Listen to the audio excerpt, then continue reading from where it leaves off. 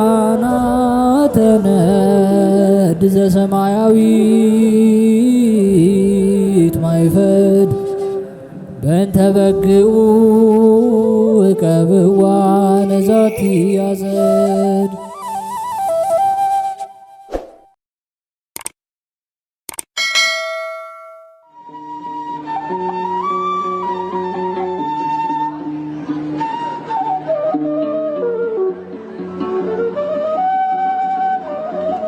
በስመ አብ ወወልድ ወመንፈስ ቅዱስ አሐዱ አምላክ አሜን። ኅዳር 10 የሚነበብ ስንክሳር። የሶፊያ የልጆቿ ዕረፍት። ኅዳር 10 በዚች ቀን ቅዱሳት ንጹሐት መነኮሳይት ደናግል እናታቸው ሶፊያም በሰማዕትነት አረፉ። እኒህም ቅዱሳት ከተለያዩ አገሮችና ቦታዎች ሲሆኑ መለኮታዊ ፍቅር በአንድነት ሰበሰባቸው። የምንኩስናንም ልብስ ለበሱ። ይኸውም የመላእክት ልብስ ነው። በሮሜ አገር ካሉ ገዳማትም በአንዱ የሚኖሩ ሆኑ። ቅድስት ሶፊያም በእነርሱ ላይ እመምኔት ሆነች። እርሷም ጸጋንና ዕውቀትን የተመላች ናት። የቅዱሳን መነኮሳትን ገድል በማንበብ እየጾሙ እየጸለዩ በምድር ላይ እንደ መላእክት እስከሆኑ ድረስ መንፈሳዊ እድገትን አሳደገቻቸው። ከእነርሱም በአንድ ገዳም ውስጥ 70 ዓመት ያህል የኖሩ አሉ። ከውስጣቸውም ልጅግሮች የሆኑ አሉ። ከሃዲ ንጉሥ ኡልያኖስም ከፋርስ ንጉሥ ከሳቦር ጋር ሊዋጋ በሮሃ አገር በኩል በሚያልፍ ጊዜ እርሱ ሳቦር ሊወጋው ወደ እርሱ እንዲመጣ ሰምቷልና አልፎ ሲሄድም በውስጡ እኒህ ደናግል ያሉበትን ገዳም አይቶ ይህ ምንድነው ብሎ ጠየቀ። ሰዎችም ይህ የደናግሎች ገዳም ነው አሉት። በዚያም ጊዜ ወደዚያ ገዳም ገብቶ ደናግሎቹን እንዲገሏቸው በገዳም ውስጥም ያለ ገንዘባቸውን ሁሉ እንዲዘርፉ ወታደሮችን አዘዘ። ወታደሮቹም ገብተው እኒያን ደናግል በሰይፍ ገደሏቸው፣ ገዳሙንም አጠፉ። የገዳሙን ገንዘብ ሁሉንም ዘረፉ። ከሃዲውን ንጉሥ ግን ስለ መንጋዎቹ በቀል እግዚአብሔር ተበቀለው። ይህም እንዲህ ነው። ያጠፋው ዘንድ ሰማዕት መርቆሬዎስን አዘዘው። መርቆሬዎስም በአካለ ነፍስ ሂዶ በጦር ወጋውና በክፉ አሟሟት ሙቶ ወደ ዘላለም ስቃይ ሄደ። እኒህ ቅዱሳን ደናግል ግን ወደ ዘላለም ተድላ ደስታ ገቡ። ለእግዚአብሔርም ምስጋና ይሁን። እኛንም በእኒህ ደናግል ጸሎት ይማረን፣ በረከታቸውም ከእኛ ጋር ትኑር ለዘላለሙ አሜን። ስለ ባሕረ ሐሳብ የሊቃነ ጳጳሳትና የኤጲስቆጶሳት ስብሰባ። በዚችም ዕለት በእስክንድርያ አገር ሊቀ ጳጳሳት በድሜጥሮስ ዘመን ስለ ጾም ሥርዓት ቅዱሳን ሊቃነ ጳጳሳትና የኤጲስቆጶሳት የአንድነት ስብሰባ ተደረገ።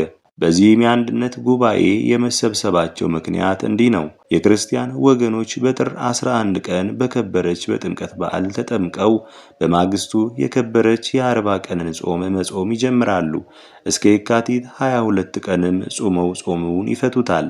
ከዚህም በኋላ በመጋቢት በ23 የሕማማትን ሰሞን መጾም ይጀምራሉ። በዚህም ወር በ27 የስቅለቱን በዓል ያከብራሉ። በ29ም ክብር ይግባውና የመድኃኒታችን ኢየሱስ ክርስቶስ የትንሣኤውን በዓል ያከብሩ ነበር። ይህ ዲሜጥሮስም በእስክንድርያ አገር ሊቀ ጳጳሳት ሆኖ በተሾመ ጊዜ በእርሻ የሚተዳደር መጻሕፍትን የማያውቅ ጨዋ ሰው ሲሆን እግዚአብሔር በመለኮታዊ ስጦታው ልቡን ብሩህ አድርጎለት የብሉይንና የሐዲስ መጻሕፍትን የቤተ ክርስቲያንንም ሕግ አወቀ። ከእርሳቸውም ብዙዎች ተረጎመ። ከዚህም በኋላ በመንፈስ ቅዱስ ገላጭነት ባሕረ ሐሳብ የተባለ የዘመን ቁጥርን ጻፈ። ይህም ክብር ይግባውና የመድኃኒታችን ኢየሱስ ክርስቶስ አጽዋማትና በዓሎቹ የሚታወቁበት እኒህም የከበረች የ40 ጾም፣ የሆሳዕና ዑደት፣ ስቅለቱ፣ ትንሣኤው፣ በ40 ቀን ዕርገቱ፣ ከትንሣኤውም በኋላ በ50ኛው ቀን መንፈስ ቅዱስ የወረደበት ናቸው።